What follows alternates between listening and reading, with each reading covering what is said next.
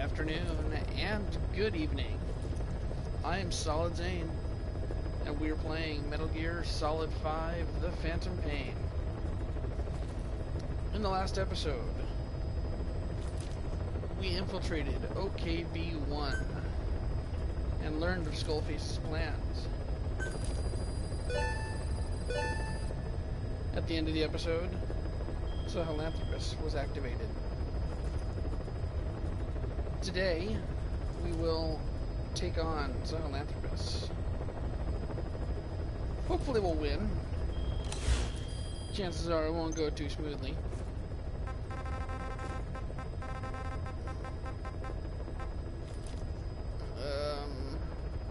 I'm not listening to all these right now. Do the important one. Code Talker. What are the metallic archaea? Volcanic craters spewing sulfur.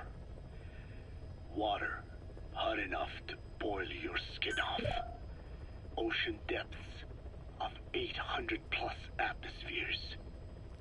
Ouch. Wastelands radioactive enough to kill you where you stand. There are groups of organisms that survive despite. No. Because of living in such environments. I've heard about them. Extremo something. Extremophiles. By selecting certain species, then subculturing and repeatedly modifying them, I created a metallic offspring of pure archaea. They subsist on metals rather than organic matter. And some of them even consume uranium? Yes. Uranium enrichment archaea metabolize only uranium-235. As a result, they produce weapons-grade enriched uranium. How is that possible? Consider how plants fractionate carbon isotopes when they conduct photosynthesis. Nature possesses abilities beyond our imagination. So it was archaea that brought down your chopper? Corrosive archaea, yes. They oxidize metals, feeding off the energy in the electrons they receive. What became of the wreckage? We had the R&D team retrieve samples for study in airtight plastic containers, of course. Prudent. We shall extract archaea from it in good time. They should help you fight back against Blagana. Any chance we could start now? It doesn't have to be a lot. I might just have another use for them. If it's only a small amount you need. That's fine. I'll get the R&D team to assist. Let's go. South Africa was previously suspected of developing nuclear weapons. It already had a conspicuous presence at the UN because of apartheid and its armed expansionism. But when neighboring Angola and Mozambique became socialist countries in '74, South Africa felt hounded into a corner. So it accelerated its nuclear program to protect itself. 3 years later, the Soviets discovered a test facility, and 2 years after that, an American satellite observed a flash in the southern Indian Ocean. It said this was South Africa conducting a nuclear test with the help of a certain ally. Skullface used the situation in South Africa to get this ally to lend a hand. They both wanted nukes, so it was a mutually beneficial relationship. On the surface, anyway. I figure South Africa started getting serious about nuclear weapons production in '75. In '74, the government was still able to get by with bluffing that it had a nuclear arsenal. But the year after, word spread that an independent armed group in the Caribbean was crushed by Cypher for possessing a WMD. That's right, boss. What happened to you and your men was the reason South Africa decided to push ahead with nuclear development. A force independent of any country getting its hands on a nuke. That was a threat to the existence of countries everywhere. It wasn't just South Africa. Your presence pushed a lot of countries to get nukes. The world was scared of you. You were a threat to more than just the Cold War. If nations are gears in a machine, you had the power to smash them loose and watch the whole world grind to a halt.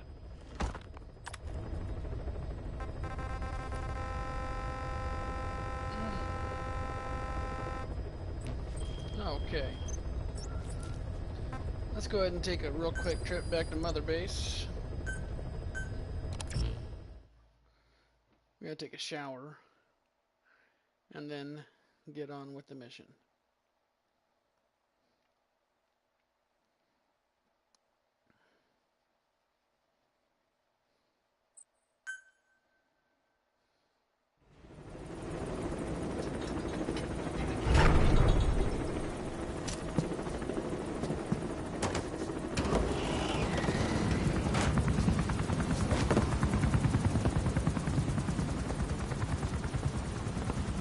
No, Didi, stop!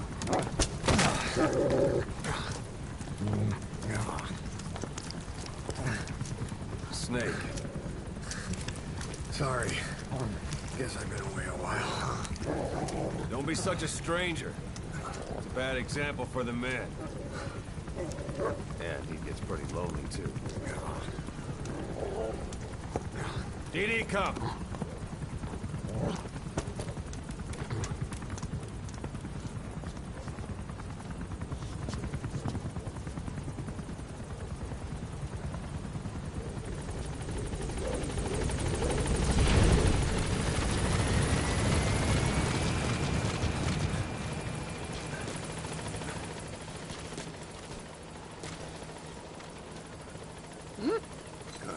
Good dog.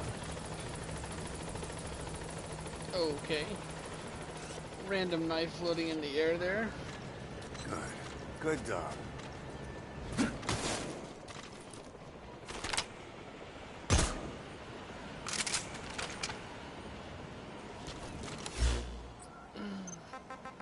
Let's go ahead and start up another cassette while we take the shower and then call the About this OKB-0 Emmerich was talking about. Its location and features match the citadel in the mountains northeast of the Soviet base camp. Built during the time of Alexander the Great, it was left in ruins following one of Genghis Khan's campaigns. Its occupants changed time and again due to war, and it was expanded on more than one occasion. Ultimately, it fell into the hands of the Soviet philosophers. The Soviet army was using it as the headquarters of its Afghan invasion force. But it would seem that Skullface's connection with the philosophers gave him license to develop some philanthropists there. And that's what Emmerich was doing at the place, before he got the axe. But OKB is a designation the Soviets use for weapon design bureaus. There's no way they'd have one of those in Afghanistan. And in principle, the numbers that follow OKB are always integers above 1. There is no 0. Perhaps this was a secret facility of the Soviet and Chinese philosophers dating back prior to World War II. Though it's more likely Skullface just picked a fake name that more or less fit the Soviets' pattern. He doesn't go there often, but he sure as hell won't miss this.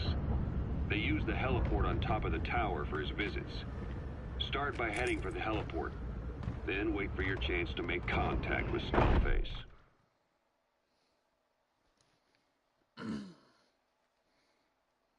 time that cassette tape just right.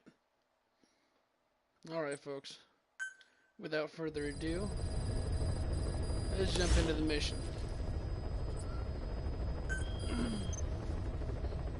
Sahelanthropus. Let's go ahead and switch out our equipment. We'll start with loadout 3. Switch this. Maybe not.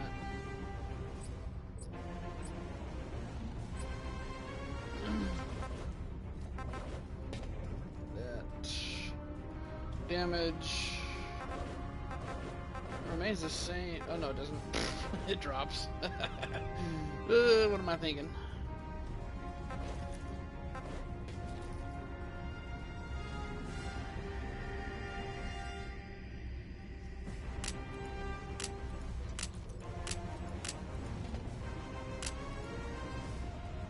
Talks about an undermount. What's undermount? What's mounted underneath? I mean, something I'm missing?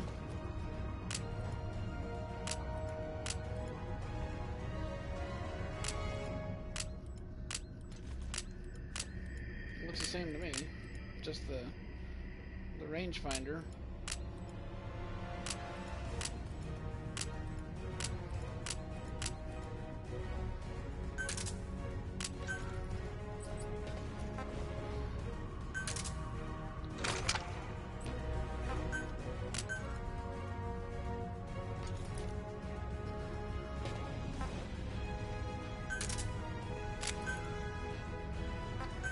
Arm's not going to be of any use. No point having any of the support weapons.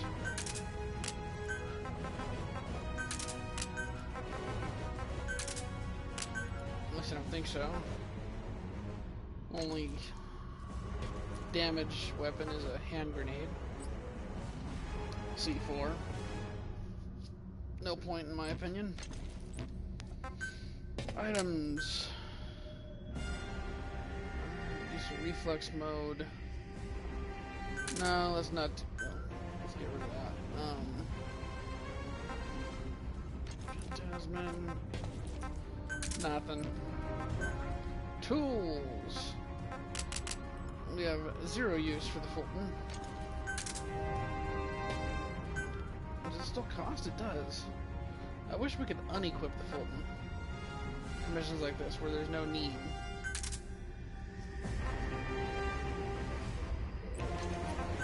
Okay, buddy. Go ahead and take quiet. If you recall, in the last episode, she was injured to the point where she needed to be evacuated. But she's all better now. Okay. I think we're good. Let's double check our combat uniform, make sure we're... Oh, it's character. Make sure we're in the highest level of it. Yep. No head option. And I am gonna take a vehicle.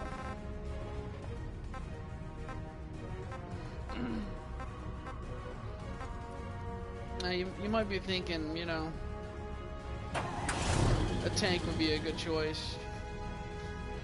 Not really.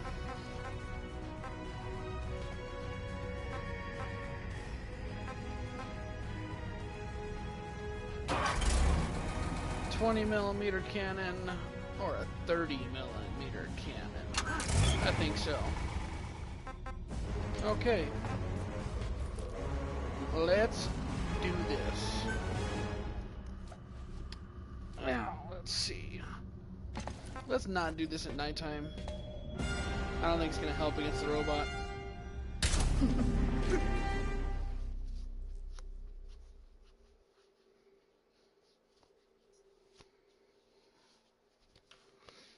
I don't really think they should have given us the option for deployment time.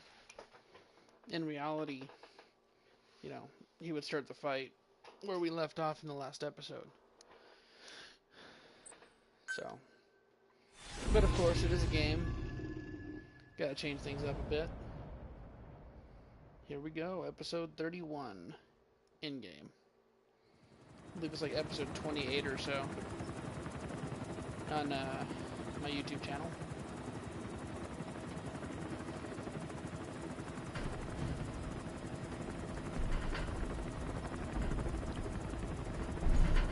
Got a spike on the RWR. Strange PRF. What's wrong? Control lost. Can't maintain RPM. We're settling.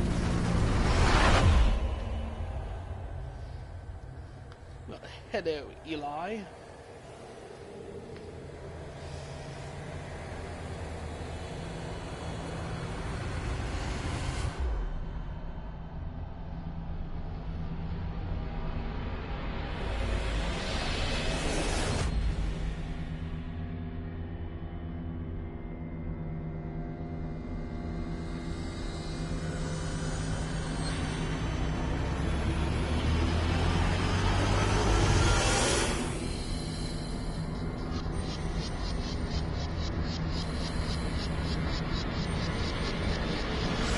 Recovered control.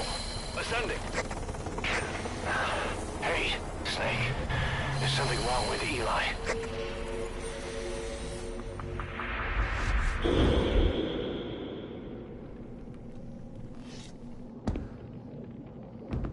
Wait a sec.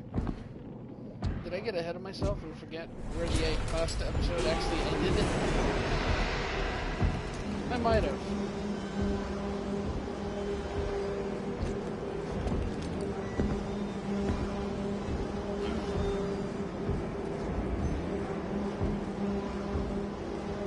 Wait!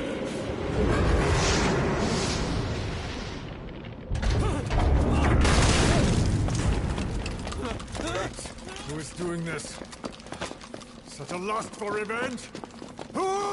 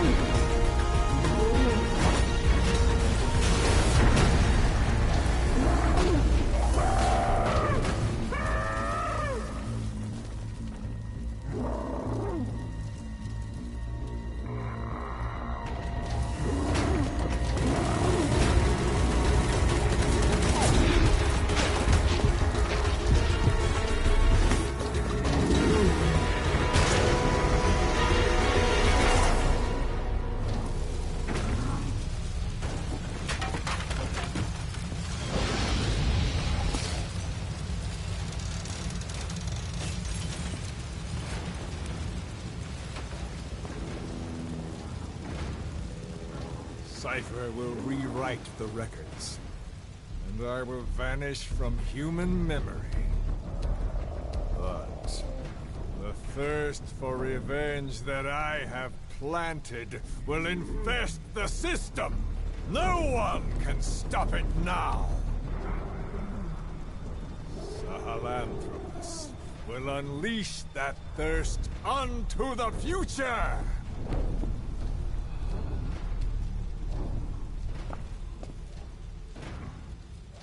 Major... I'm burning up!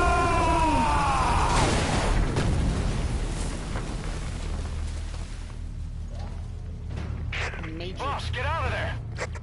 Who's the major?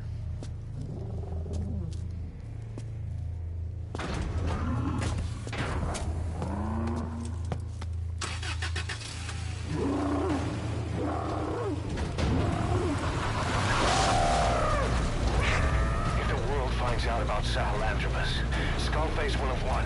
His plans will become reality. He won't even need to use nukes. That thing's mere existence would be enough to enslave humanity to the fear of nuclear Armageddon. It would tear the world apart.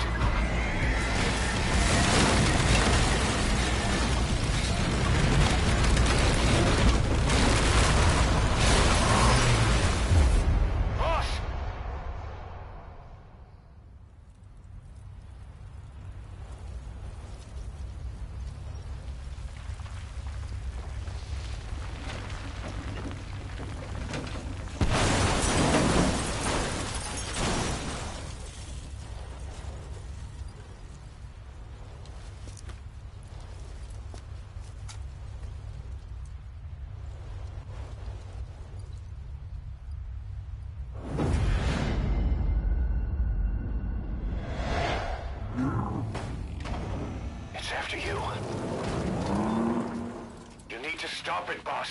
Destroy Sahelanthropus.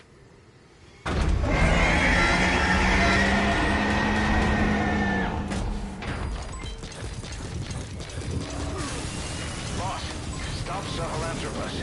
Destroy that thing. I'll rally Diamond Dogs and provide backup.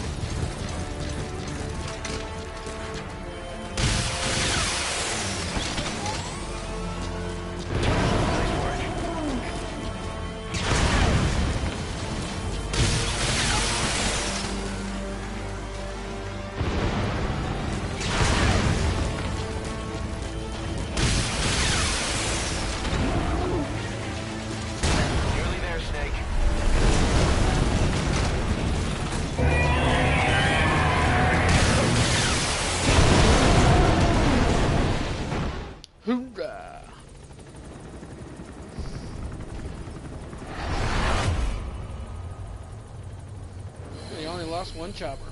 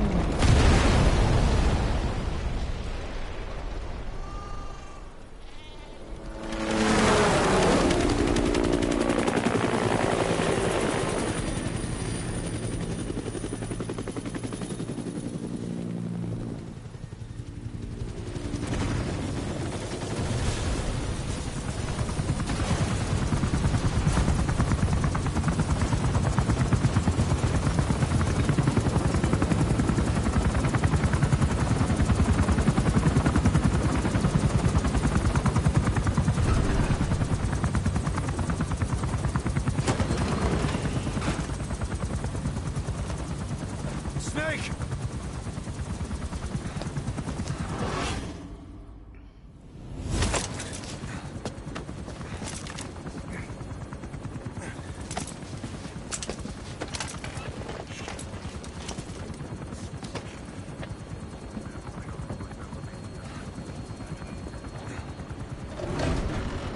Let's see Skullface.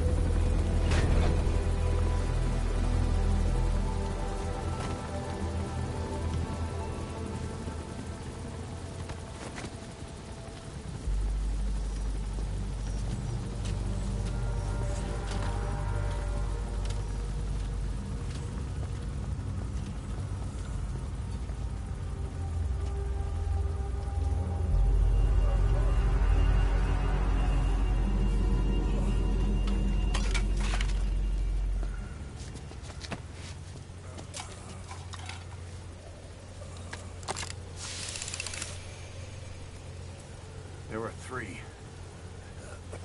Where's the other? Very close to you.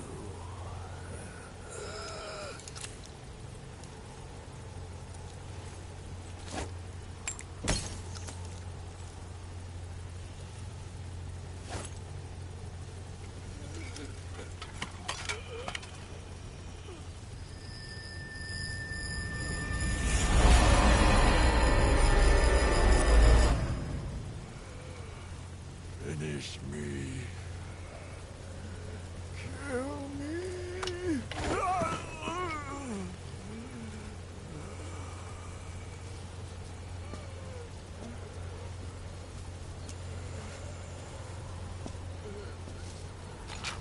See now, and supposedly Kaz refuses to wear a prosthetic on his leg. If that's true, how does he have a boot on both feet?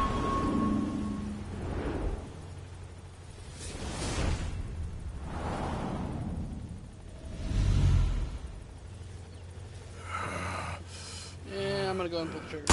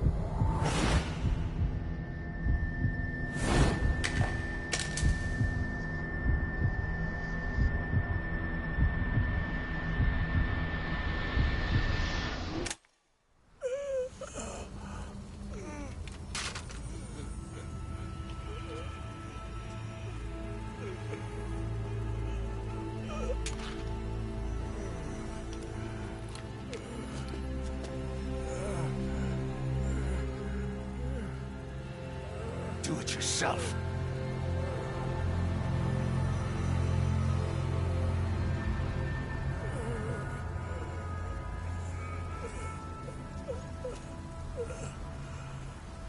Mission complete, boss.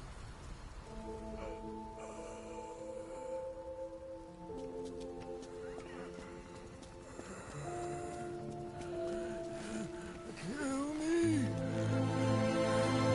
Kill me!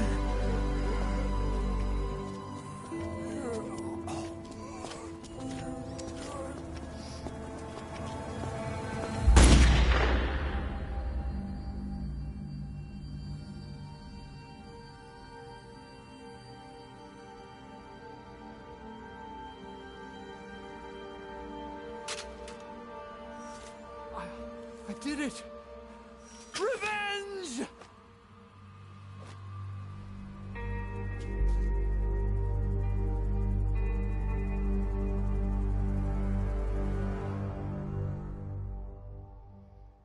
That was lame.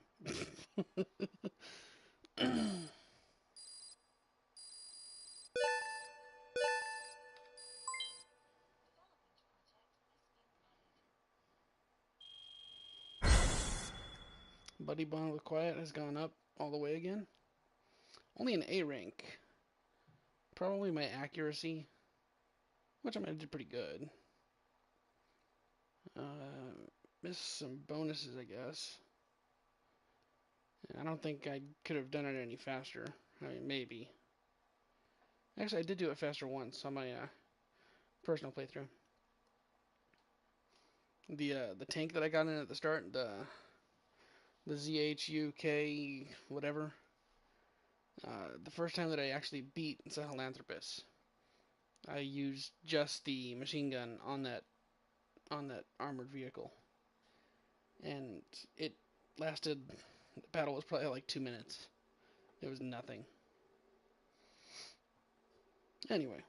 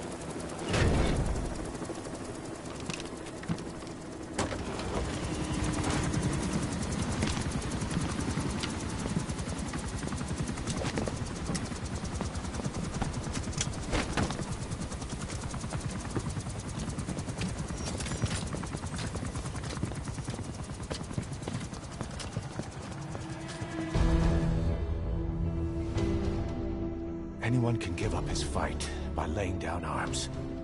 But the feeling of holding a gun, that we'll never forget. Like our lost limbs. The sensation lingers.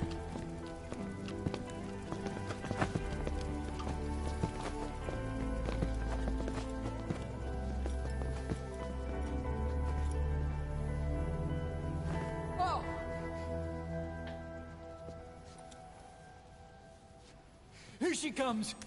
Here she comes!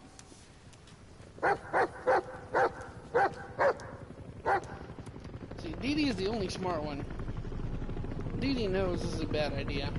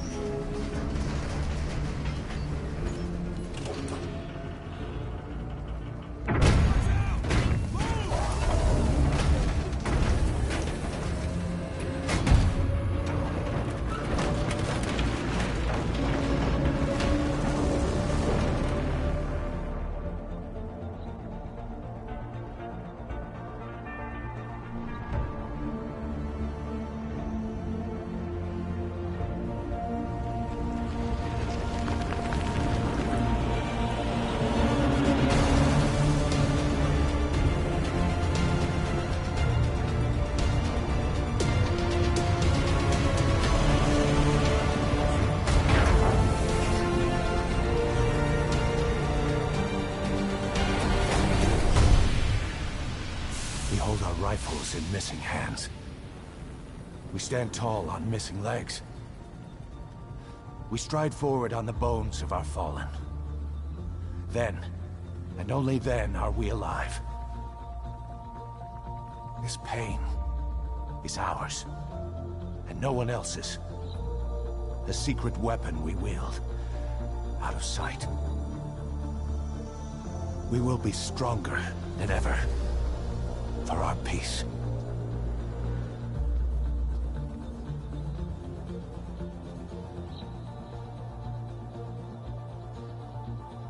Sahelanthropus will unleash that thirst unto the future. Those were his last words. Kaz. Pretentious to the end. Still, doesn't feel like this is over. And I'll never be whole again.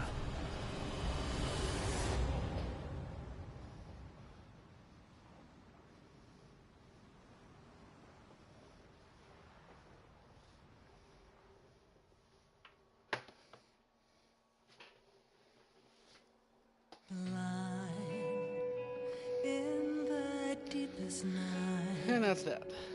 Gonna go ahead and skip the credits.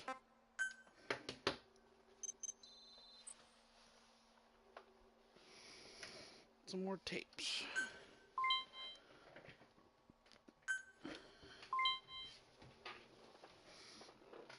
Get the nuke emblem part. I remember getting that.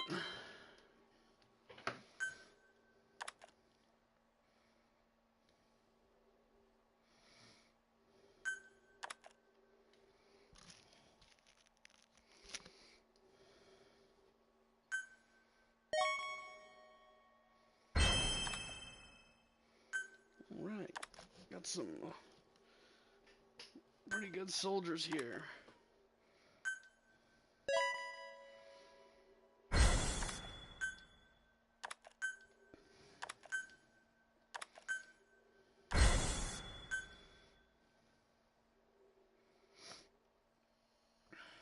Let's not watch this. It's all it is spoilers. That whole coming in chapter 2 thing, and chapter 2 starts right away. It's like, come on. Nothing but spoilers, no point. Attention! Diamond Dogs! Even with Skullface dead, our brothers are unavenged. And the phantom pain he brought us lives on. Cypher is still out there. We know they've planted spies, parasites among us.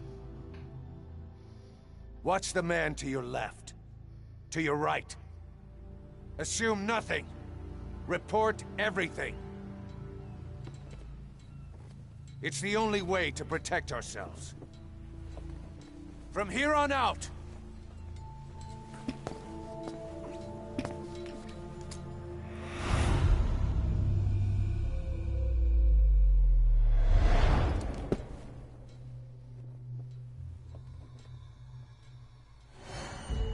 you will be my eyes.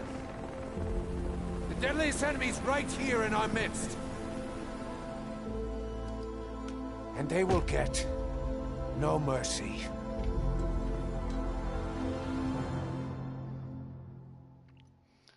See, now, the one thing I don't understand is they didn't explain why Kaz's eyes are cloudy.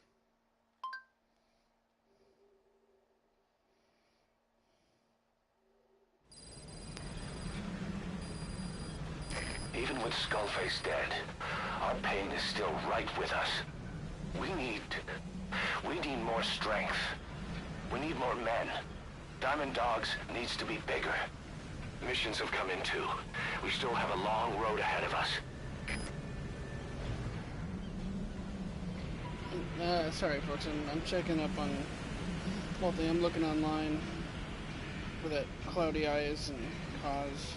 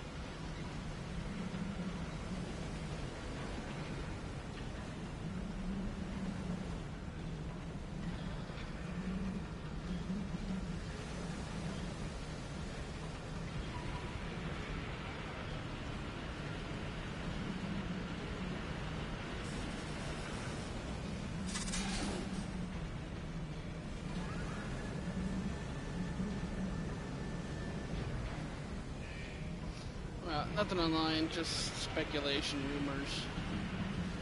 So, take a quick shower.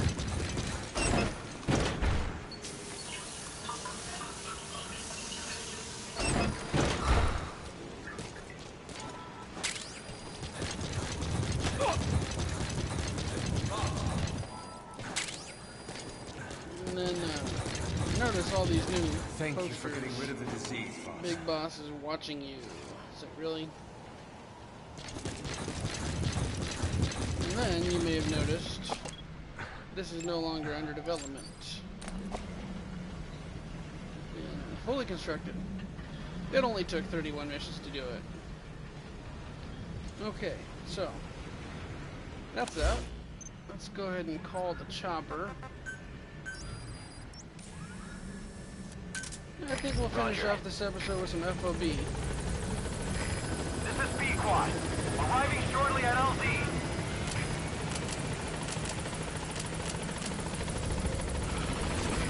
This is Pequod. On station at LZ.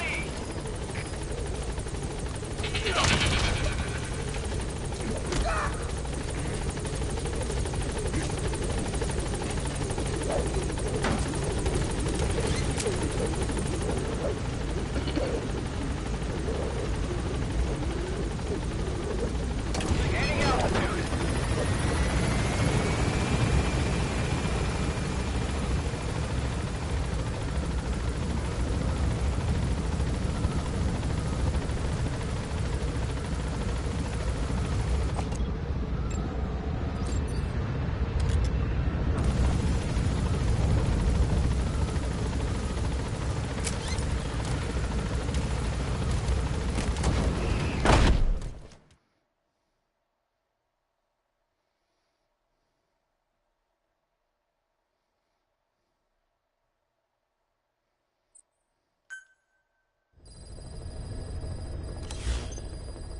Boss, you can now give the order to develop or dispose of nuclear weapons from your iDroid.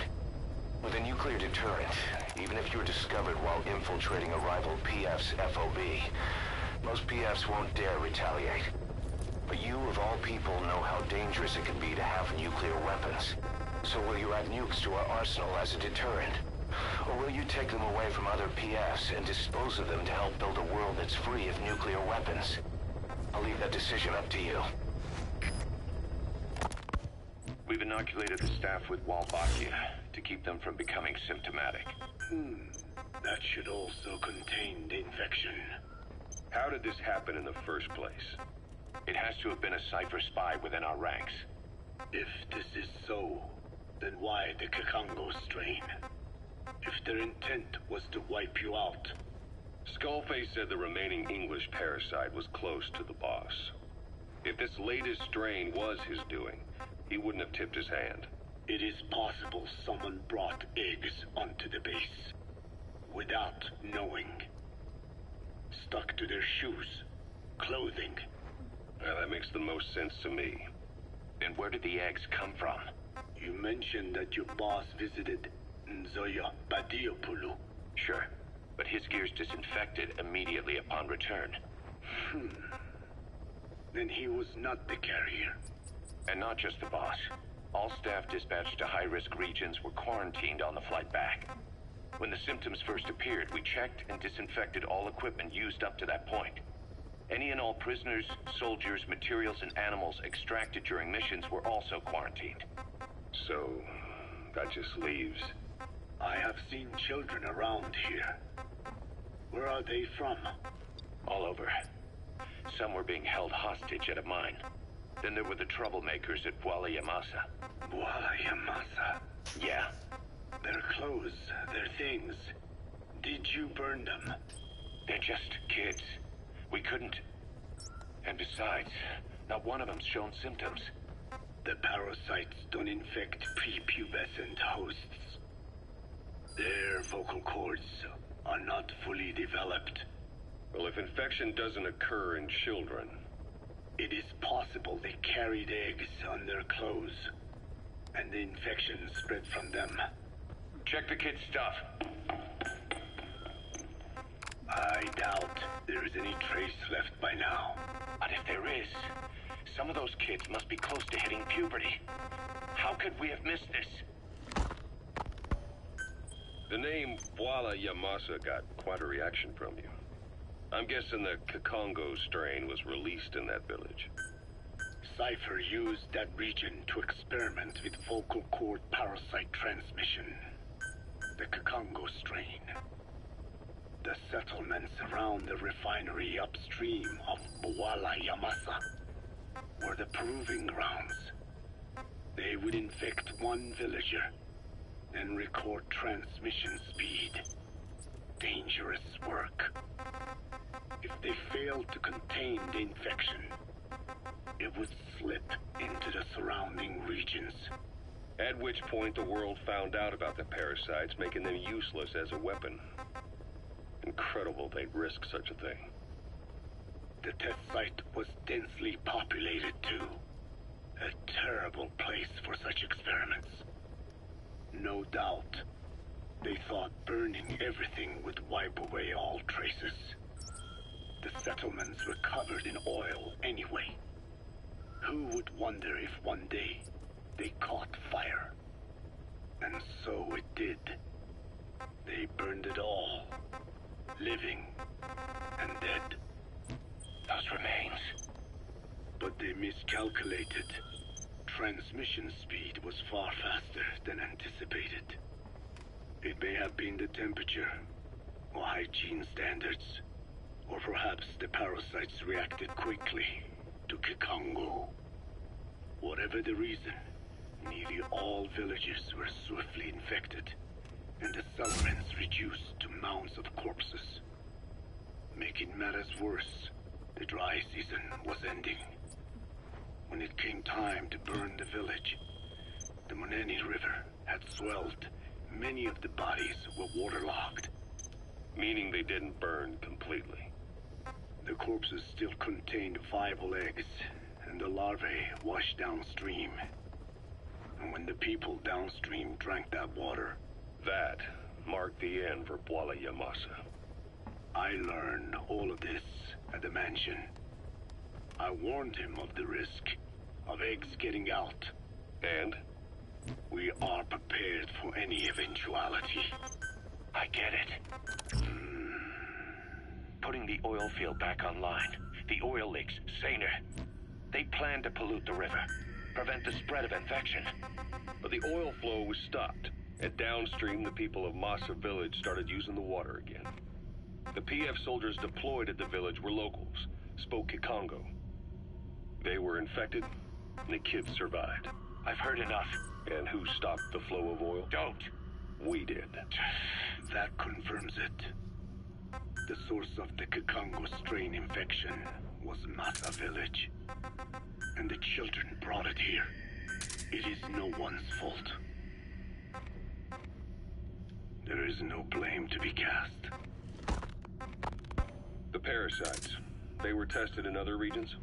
Their physiology requires that they be tested under varied conditions. Another test site was in Afghanistan. So it was the parasites there. Both the Pashto and Tajik languages are spoken in the mountains of Afghanistan, and population density is low. Ideal testing grounds for how accurately the parasites target only the specified language. It is also relatively easy to prevent the spread of infection. And the results? The first test, I am told, was a success. Once the Pashtun Mujahideen were infected with the Pashto strain, they were all but wiped out. The Hamid fighters at Smasei Fort. It was doubly successful. No Tajik Mujahideen or Soviet soldiers became symptomatic. So the parasites proved to be effective. What about the second test? Also supposedly a success. A Pashtun village was the target. However, the original aim was to obtain samples of the infected. In this, they failed. And the village? The Soviets enacted a standard scorched earth operation. That must have been the village where Malak lived, before being held captive at La Marjate Palace. Having had more time to think on it, the details shared with me may have been false. They are madmen who would do anything to cover up the truth. They certainly seem to like tossing their problems in the fire. As a boy, Skullface's life went up in flames. Perhaps that is what fuels his fixation with fire. Your Wolbachia stopped the infection all right, but I still don't get it. How can a few bacteria change males to females? I know they're only bugs, but... It is not such a rare thing in the natural world. Many insects and nematodes are infected with Wolbachia. But why? They nest in the cell cytoplasm of the host, even in the egg cells, with the result that the offspring are born infected. Mother-to-child transmission. However, Wolbachia cannot nest in sperm because they do not have cytoplasm. So even a successful infection of a male ends after a single generation. This means the Wolbachia must resort to maximizing the population of infected females.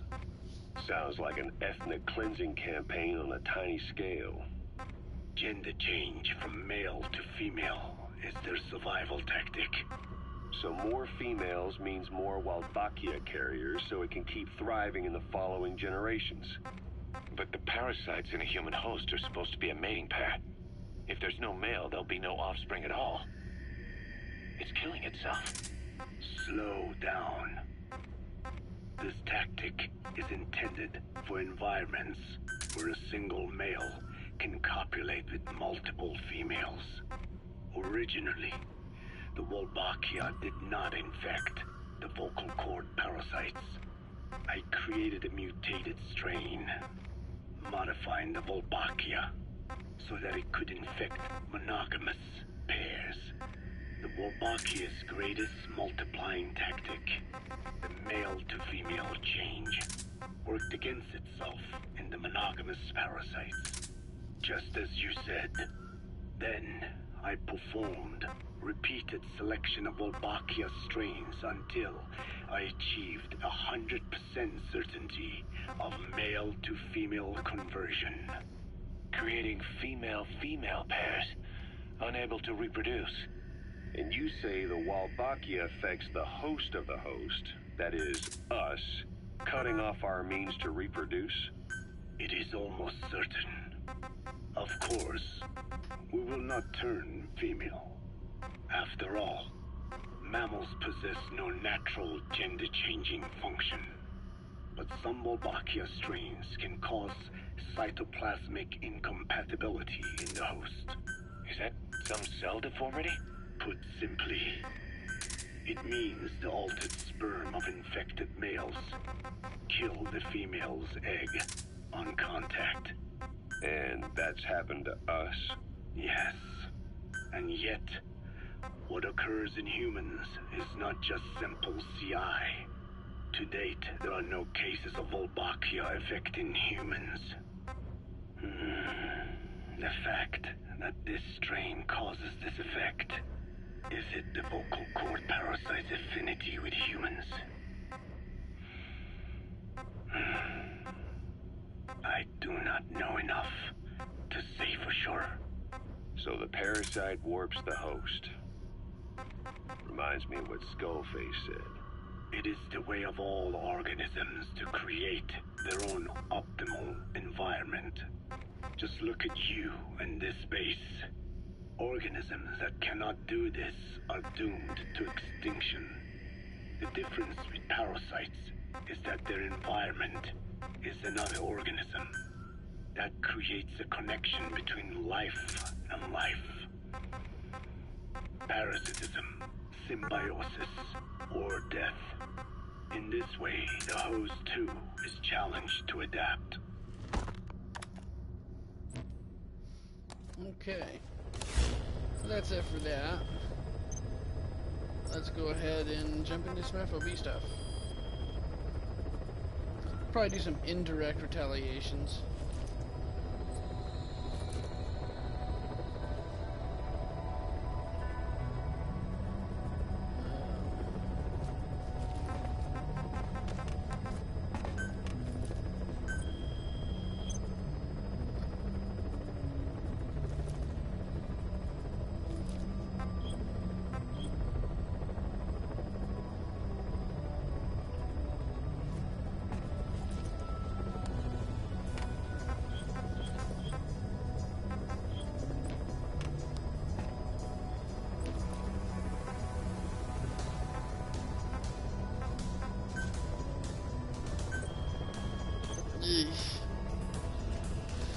This would be a tough one.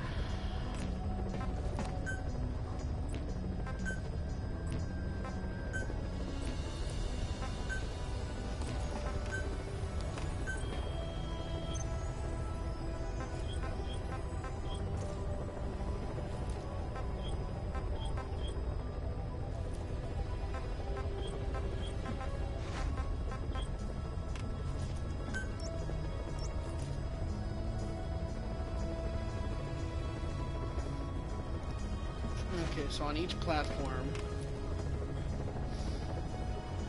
on the platform we infiltrate, we start out at, he's got almost no security devices.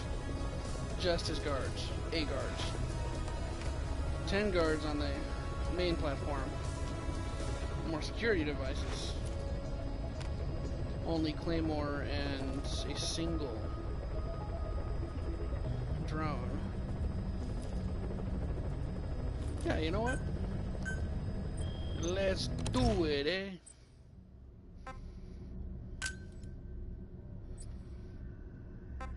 Okay. Support weapons. We won't need that. Although, this might come in handy. Smoke stun. I've got 3 sets of decoys.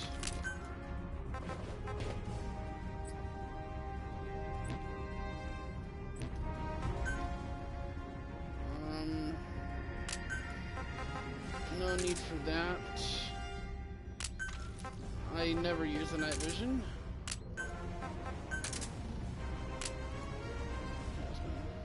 I never really use this either. Cyanin, that'll come in handy. Let's move it up here. Tools, full on the Fultons. And I think I'm good. It's gonna cost a lot. 44,000 GMP.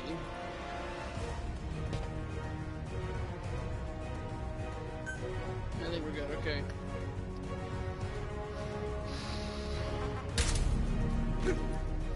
Oh, I went in the combat uniform.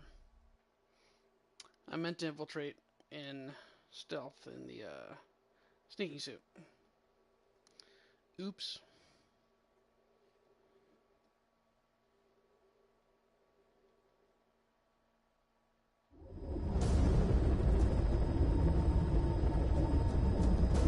Successfully sneak your way into the heart of the rival PF's FOV, and you can capture staff from them. I'll be looking forward to meeting the new recruits, boss.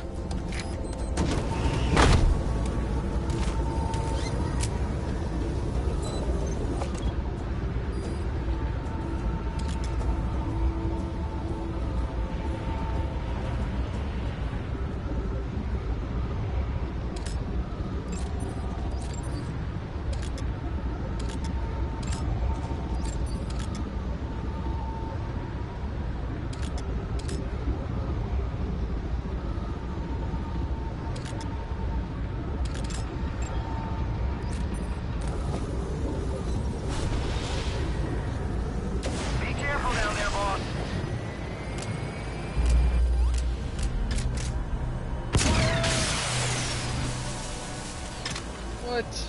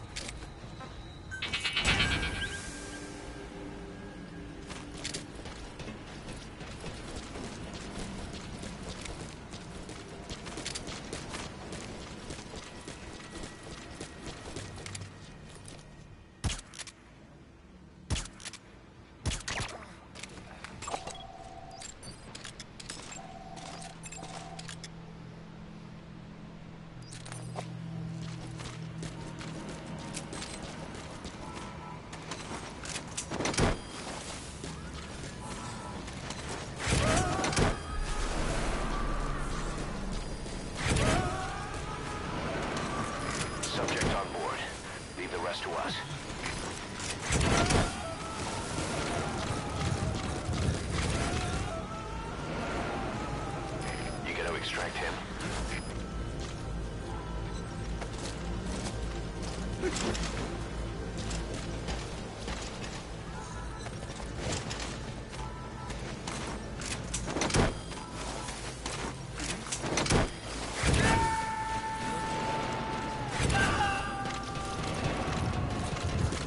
Subject on board. Leave the rest to us.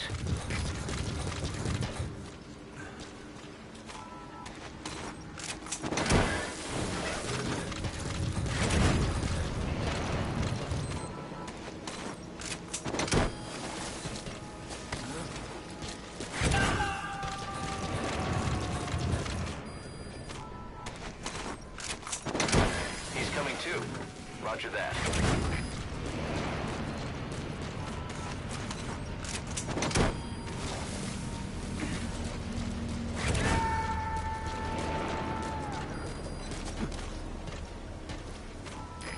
Extract him.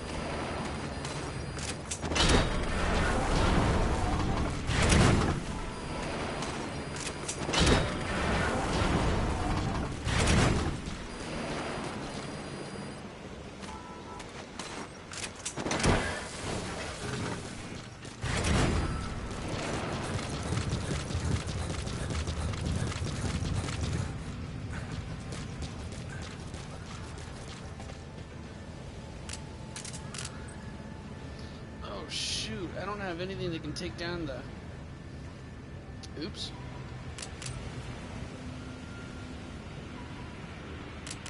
I guess I'll just have to avoid... I'll have to avoid that, UAV like the plague.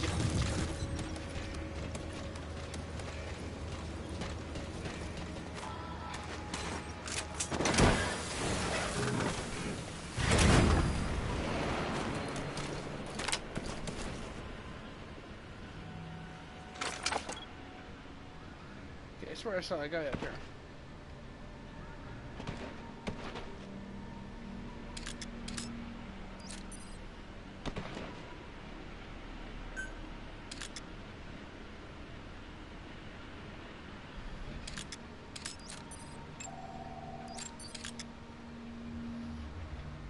There's supposed to be 10 guys on the main platform there. I've got 16 minutes to eliminate them.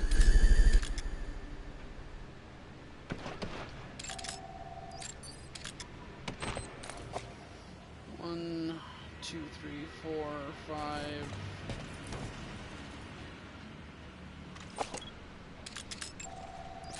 Six.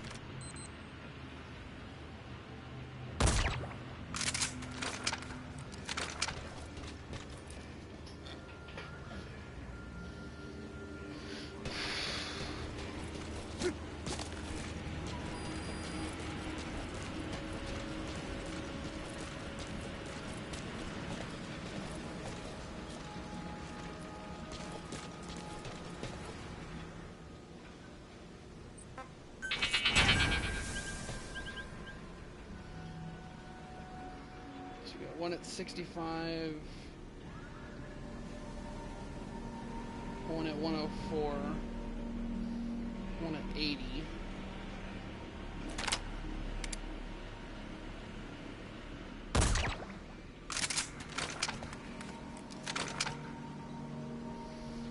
Three, four of 10 knocked out.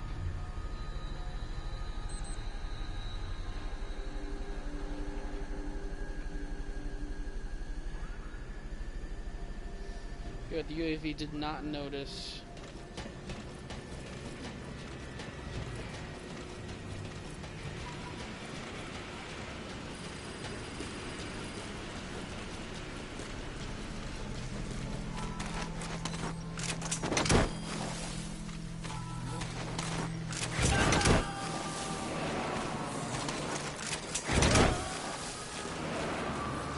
He's coming too. Roger that.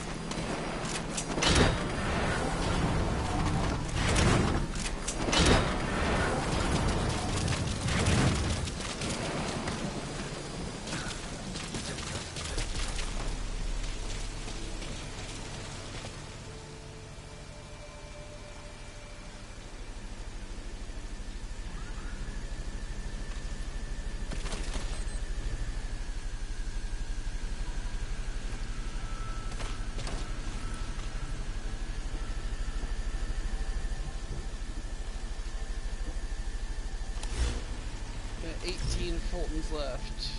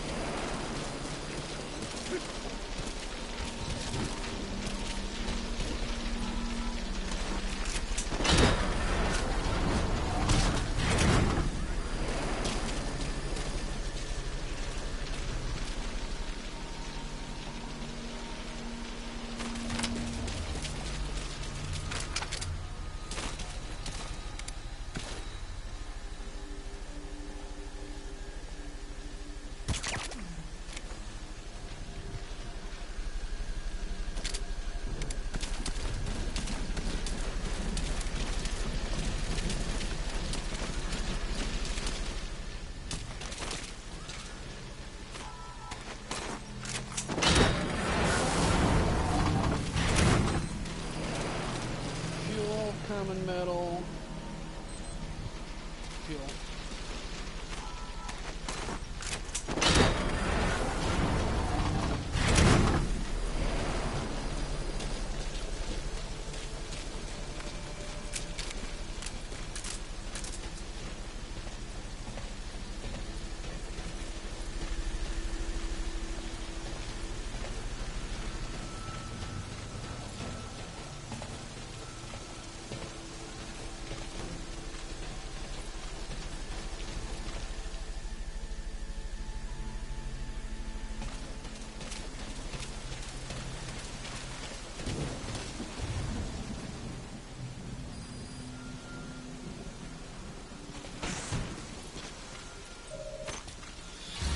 Infiltration successful.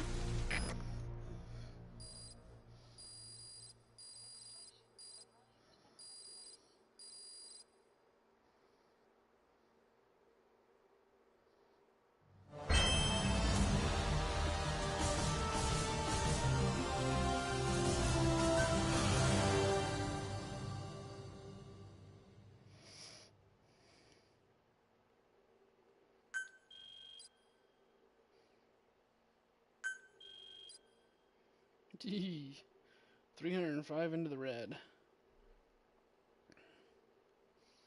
We're only 13,000 in the red, though, actually.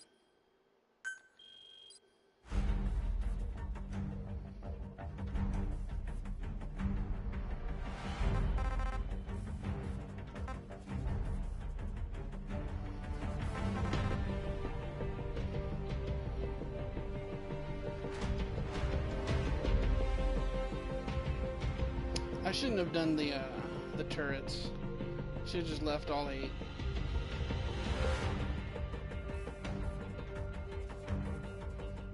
Or however many I expected.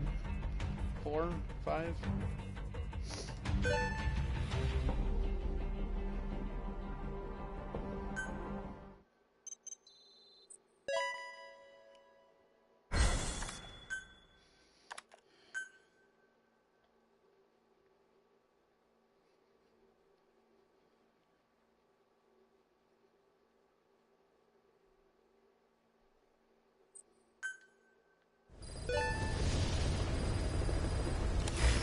Our GMP is now in the red. If it stays this way, staff morale will fall and the men will start leaving Diamond Dogs. You've got to bring in more funds and keep costs down. It seems Sahelanthropus' armor is made from depleted uranium. That offers some serious protection. The U.S. military is planning on using it for its main battle tanks, too. Maybe that's where Emmerich got the technology. Uranium? They're using nuclear fuel for armor now? No. What they use for nuclear fuel is uranium-235, which is extracted from natural uranium. Depleted uranium is a byproduct of that process. Sort of like the leftovers, I guess. The garbage. Uranium-235 makes up 0.72% of natural uranium, whereas depleted uranium contains only 0.2%. What are the benefits of using it for armor? It's a pretty short list. Uranium's a heavy metal, like lead, meaning it can hold a greater amount of kinetic energy. But it also boasts a hardness closer to tungsten. That makes it an ideal material to use for, say, armor-piercing ammunition penetrators. But it's not the best choice for armor. Its volume is less than that of ceramics, but for an equal weight, you could end up with less protection. So why use it then? According to Emmerich, it came down to him being unable to source ceramics technology from a manufacturer. Plus, given that it's an upright walking vehicle, he wanted to reduce the bulk of certain areas. Despite all that, depleted uranium still makes for some tough armor. And Emmerich says it's been proven in live fire tests. It stops most Soviet tank shells.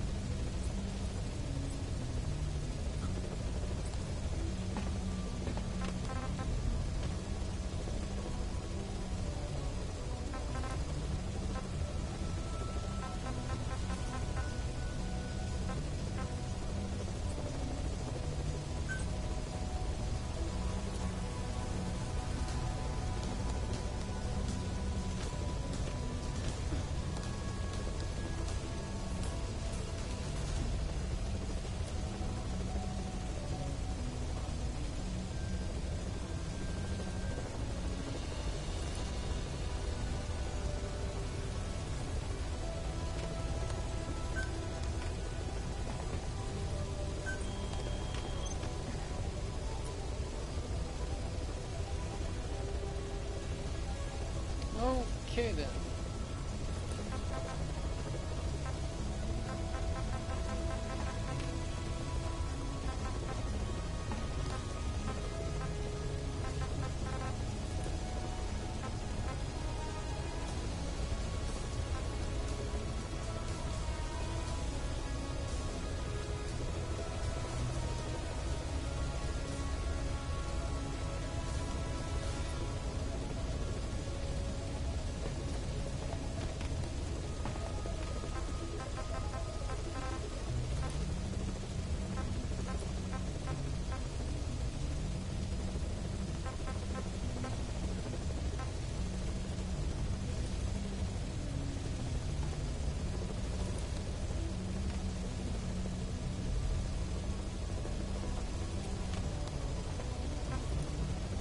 The real question is, do I want minor metals, or do I want, precious metals, 262, or fuel resources?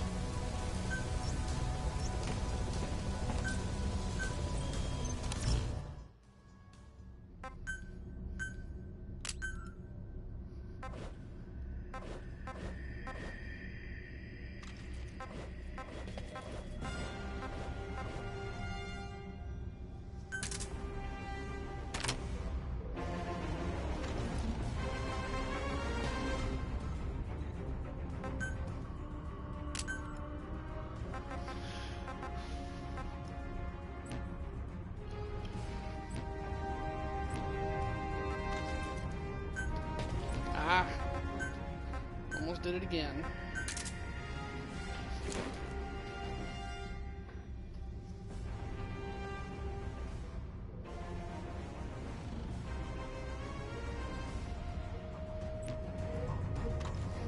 Okay, now we're ready to go.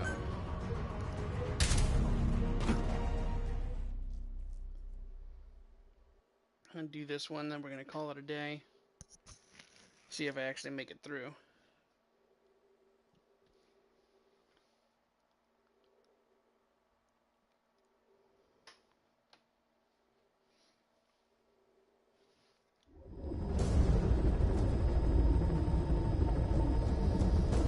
Successfully sneak your way into the heart of the rival PF's FOV, and you can capture staff from them. I'll be looking forward to meeting the new recruits, boss.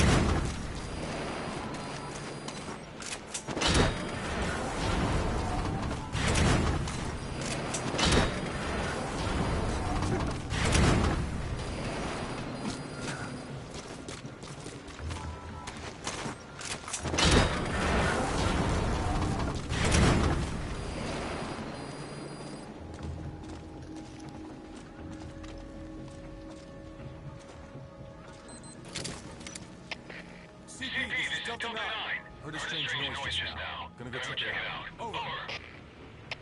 CP, understood. Be careful. Out.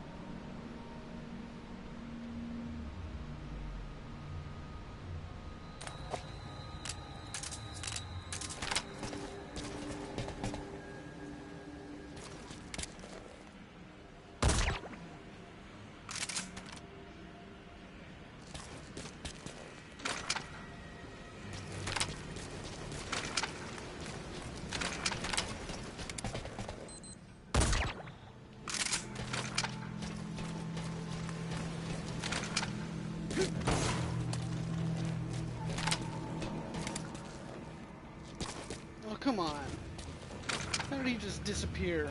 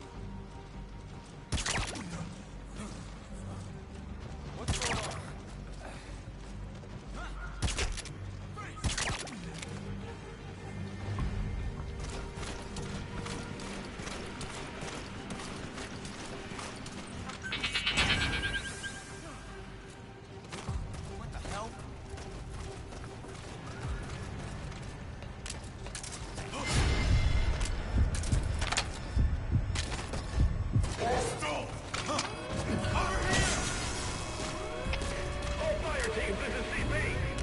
We're under attack. All units in combat position.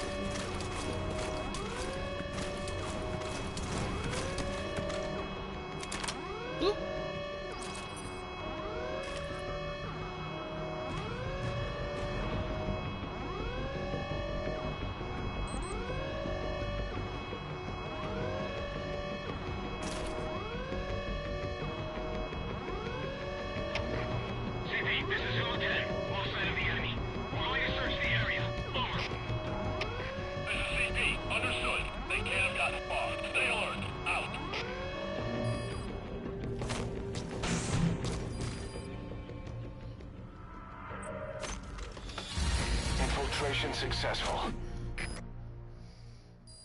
So I don't know exactly how that happened. The game like glitched. The guy saw me through a wall or something because there was no one there to see me.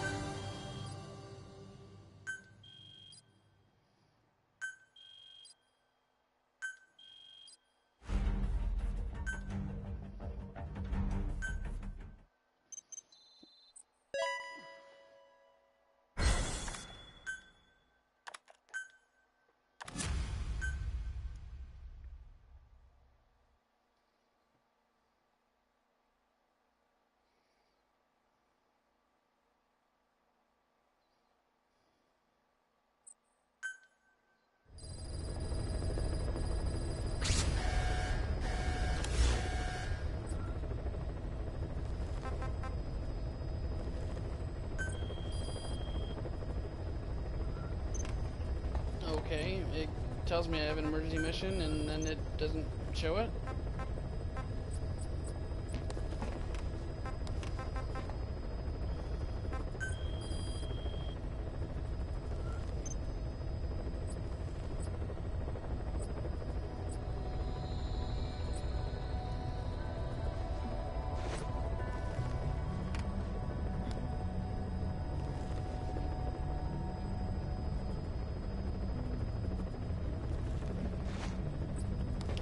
Alright, well, I think that's going to be a good place to end it for the day.